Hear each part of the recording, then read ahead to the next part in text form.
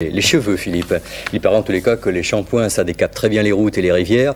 Nous allons quant à nous parler de produits généralement moins agressifs qui permettent de rester en forme et même de retrouver la forme quand on est malade. Il s'agit des plantes et des arômes naturels. Nous allons le faire avec un spécialiste qui est le docteur Jean Valnet, qui est aussi l'auteur de best-sellers. Nous avons maintenant découvert le docteur Jean Valnet. Nous allons découvrir ses livres, notamment l'auteur du Docteur Nature, et puis l'auteur de deux dictionnaires, en quelque sorte, qui sont davantage peut-être destinés aux spécialistes, sur l'aromathérapie et la phytothérapie. Alors, première question, qu'est-ce que c'est que l'aromathérapie et la phytothérapie?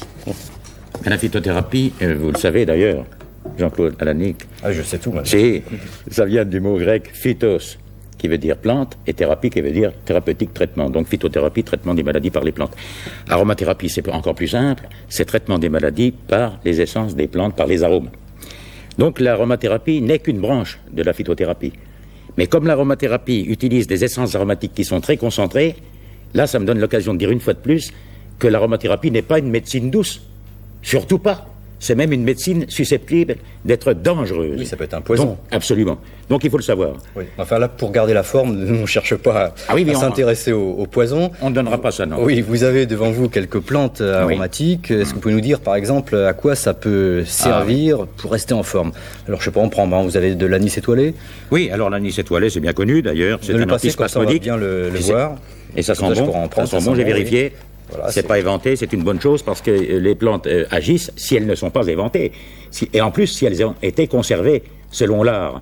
Et je dois dire, en regardant ces flacons, que le meilleur conservateur, si je puis dire, des plantes, c'est le papier craft. Et après, c'est le verre coloré. Ça, c'est le moins bon conservateur des plantes.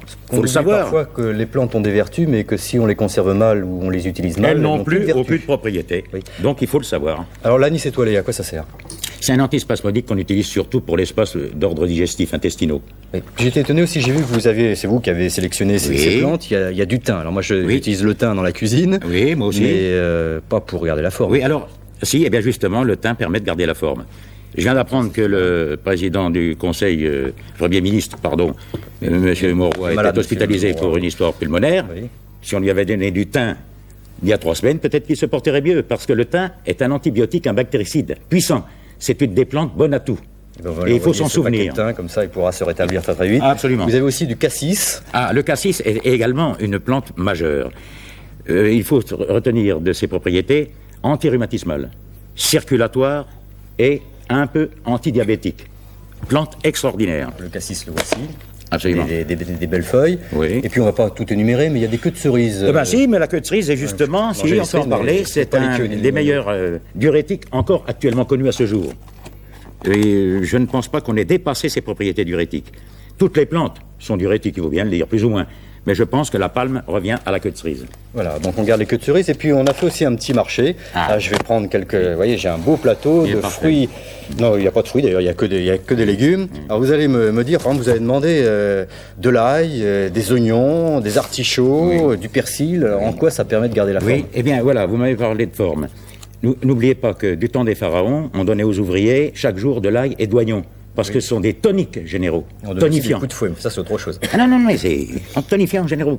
En plus, il faut savoir que l'ail et l'oignon comportent des antibiotiques, découverts il y a déjà 40 ou 50 ans, c'est pas d'aujourd'hui. Ça me permet de dire qu'il y a environ 1200 espèces de plantes qui, actuellement, ont démontré des antibiotiques dans leur formule. Et alors là, on a un peu oublié cette notion, et c'est la raison pour laquelle on utilise assez l'antibiotique banal du pharmacien, qui donne des réactions secondaires bien connues du monde entier, du public comme du médecin. Quand on sait donc on peut soigner avec des légumes. C'est une pharmacie que vous avez là.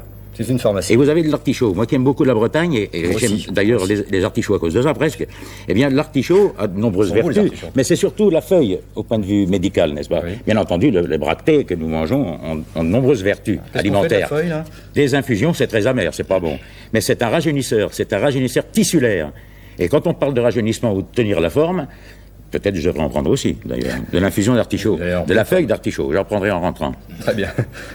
Ça, c'est pour la forme, c'est pour le rajeunissement tissulaire. L'artichaut est une plante également parmi les majeures. Alors, est-ce que vous avez une petite recette, comme on les aime bien à C'est la vie, à nous indiquer, une recette qui permettrait de bien rester en forme? Ah oui, il y en a plusieurs. Mais enfin, il y en a une à laquelle je tiens beaucoup. D'abord, elle est bonne. Ah bah c'est bien au goût.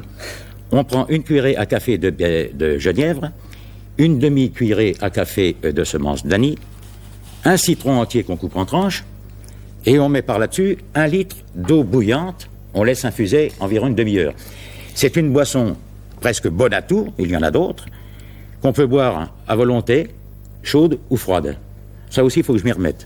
Parce que du temps où ma femme m'en faisait, j'étais très content. Actuellement, elle a oublié. Je vais y revenir. Moi, je vais demander à Philippe Gassot de tester cette infusion. Absolument. Il nous dira ensuite si vraiment c'est très très bon. Genièvre. C'est déjà, oui, il paraît que c'est bon aussi. En tous les cas, si vous n'avez pas eu le temps de noter toute la composition de cette infusion, il vous suffit de nous écrire à C'est la vie, Antenne 2, 15 rue Cognac-Jet, 75 007. Et puis maintenant, nous allons passer à toute autre chose en parlant d'ordinateur et de télémicro.